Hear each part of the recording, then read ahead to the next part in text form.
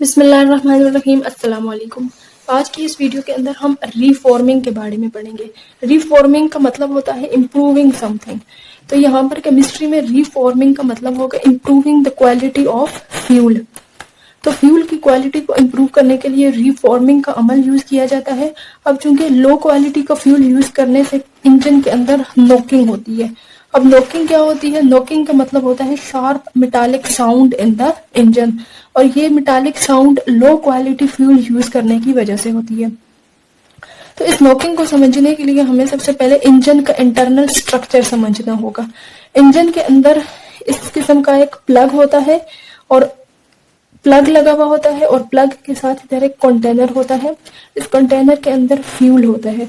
तो normal combustion के अंदर ये प्लग के ऊपर जब स्पार्क लगता है, प्लग के यहाँ पर जब स्पार्क लगेगा, तो ये स्पार्क जब इस फ्यूल के अंदर होगा, प्रोड्यूस होगा, तो इस फ्यूल की कंबस्टन होगी। और यहाँ से इस स्पार्क से ये कंबस्टन यहाँ पर प्रोपेगेट करेगी थ्रू आउट इंजन के अंदर, थ्रू आउट फ्यूल के अंदर ये कंबस्टन प्रोपेगेट करेगी फ्रॉम दिस प्लग। लेकिन प्री मैच्योर कंबस्टन में क्या होता है कि ये जो प्लग का स्पार्क है, यहाँ से जब फायर प्रोपेगेट करती है, ये कंबस्टन प्रोपेगेट करती है, तो उसके अपोजिट में उसके इंडिपेंडेंट कंबस्टन स्टार्ट हो जाती है। और इस कंबस्टन की जो फोर्स है वो उसको अपोज कर रही होती है। ये प्री मैच्योर कंबस्टन की वजह से होता है, और pre mature combustion low quality fuel की वजह से होती है। Low quality fuel.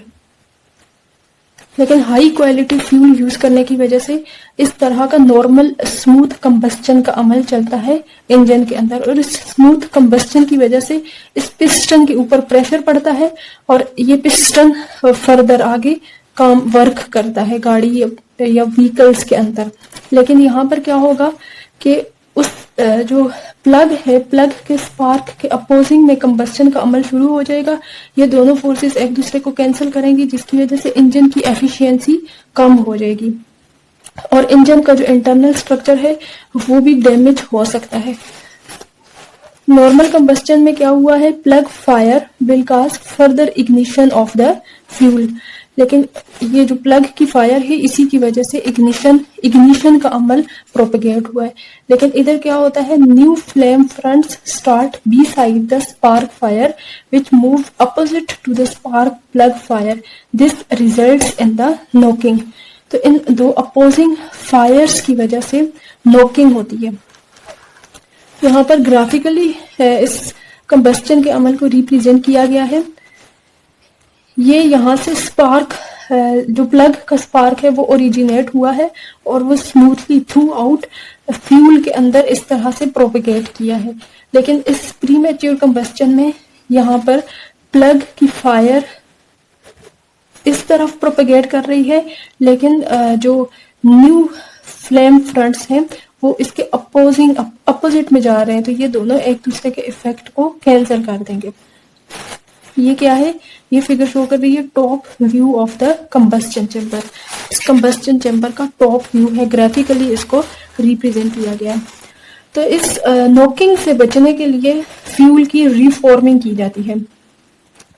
अब जो गैसोलीन है, गैसोलीन पेट्रोलियम की एक वैल्यूएबल फ्रैक्शन है, और इसका बहुत ज्यादा यूज होता है चूंकि इसकी स्मूथ बर्निंग होती है इनसाइड द इंजन। तो gasoline fraction in the petroleum is not of the good quality. When this fuel is burnt, it causes knocking. The quality of fuel is indicated by octane number. अब octane number क्या होता है? तो हम देख लेते हैं कि octane number क्या होता है। तो एक कंपाउंड जिसका नाम है 2,2,4 ट्राईमिथाइल पेंटेन, ये इंजन के अंदर बहुत स्मूथली बर्न होता है, और ये बहुत हाई क्वालिटी फ्यूल है। इस कंपाउंड को आर्बिट्रेरीली 100 ऑक्टेन नंबर का नाम दिया गया है। अब चूंकि इसके अंदर 8 कार्बन होते हैं, और इसका अरेंजमेंट कुछ इस तरह है 2,2,4 ट्राईमिथाइल पेंटेन, यानी 5 कार्बन की चेन होगी, और उसके साथ 3 methyl group as a substituent लगे हुए होंगे। यानी ऑन द होल इसके अंदर 8 कार्बन एटम है, जिसकी वजह से इसको ऑक्टेन कहा गया है। लेकिन इस ऑक्टेन का एक आइसोमर होगा जिसको आइसो ऑक्टेन कहा जाता है। तो ये बेसिकली आइसो ऑक्टेन है और इसकी स्मूथ बर्निंग की वजह से इसको 100 ऑक्टेन नंबर का नाम दिया गया है। Improving octane number of the fuel is called reforming. यहाँ पर n ऑक्टेन दिया गया है जो कि लो क्वालिटी फ्यूल है, इसकी इतनी स्मूथ बर्निंग नहीं होती। इसको कन्वर्ट किया जाएगा इनटू 2,2,4 ट्राईमिथाइल पेंटेन के अंदर by heating and by using catalyst.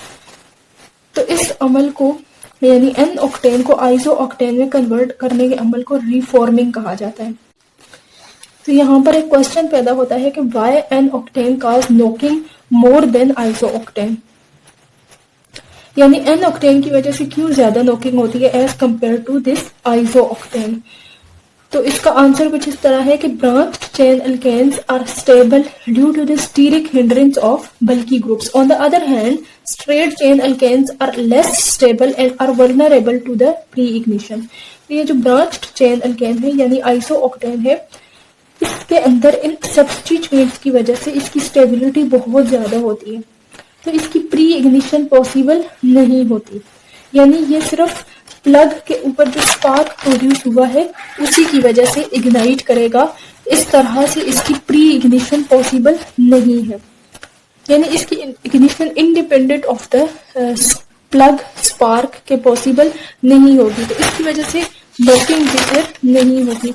लेकिन ये जो n ऑक्टेन है ये स्ट्रेट चेन है, ये सारा का सारा एक्सपोज्ड होता है जिसकी वजह से ये लेस स्टेबल होता है, तो इसकी प्री इग्निशन पॉसिबल होती है।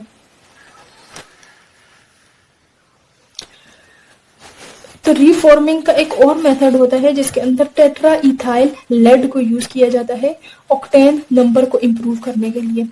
तो पुअर फ्यूल के अंदर यानी लो क्वालिटी फ्यूल के अंदर टेट्रा इथाइल लेड डाला जाता है और इसकी इंजन के अंदर जब कंबस्टन होती है तो कंबस्टन के नतीजे में इस किस्म के प्रोडक्ट्स बनते हैं, कार्बन डाइऑक्साइड और वाटर जो कि कंबस्टन के प्रोडक्ट्स होते हैं, और साथ में लेड ऑक्साइड भी बनेगा।